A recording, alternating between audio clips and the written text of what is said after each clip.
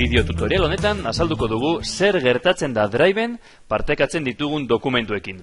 Azaltzeko, bi erabiltzaile desberdinak irekiko ditugu aldi berean. Zuzendariak partekatuko du irakasle batekin materiala. Lehenengo egoera, nora joaten dira partekatutako dokumentuak. Zuzendariak partekatzen du, eta irakasleak jasotzen du nirekin partekatutako atalean. Irakasleak beste karpeta baten barruan gorde nahi badu, nire unitatean gehitu sakatu behar du. Bigarren egoera, zer gertatzen da nirekin partekatutako karpetatik ezabatzen badugu zeozer?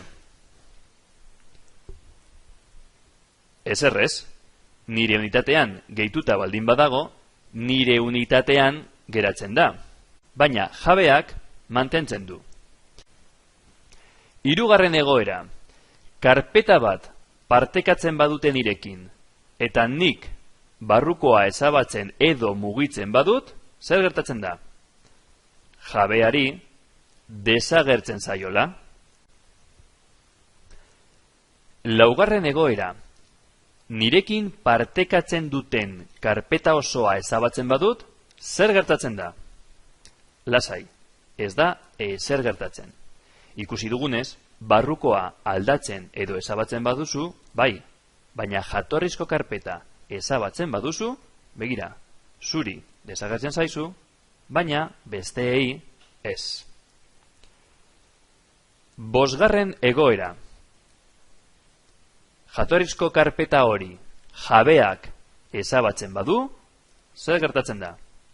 Orduan bai, orduan jabeak ezabatzen badu guztioi desagertzen zaigu. Ikasle batzuk pentsatzen dute, niri ez desagertzeko kopia bat egingo dut. Kontuz, kopia bat egiten baduzu eta jabeak aldaketak egiten baditut, aldaketa horiek ez dira agertuko zure kopian, bi dokumentu desberdinak direlako. Eta bukatzeko gomendio bat. Esan dugu, partekatuta dagoen karpeta batetik, barruko dokumentu bat beste leku batera eramaten baduzu, besteei desagertuko zaiela, ezta? Bueno, gerta daiteke dokumentu hori zuk errezago topatzeko edo beste leku batean izan nahi duzula. Ez kopiatu. Kopiatzen baduzu, bi dokumentu desberdinak izango dira. Jatorrizkoa mantentzeko gehitu behar duzu. Nola gehitzen da? Hautatu dokumentua, klikatu eraman ona, erabaki nora eraman nahi duzu, baina ez klikatu eraman. Baizik eta teklatuan, zapaldu kontrol tekla, eta begira, zapaltzean gehitu agertzen da. Orain bai, orain dokumentu bera, bi leku desberdinetan izango duzu. Jakiteko non dagoen dokumentu hori, hautatu dokumentua, klikatu informazioa, eta agertzen da non dagoen.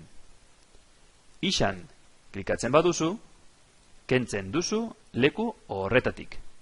Bestean mantentzen da. Espero dugu erabilgarria izatea bideo tutorial hau. Eskerrik asko, agur!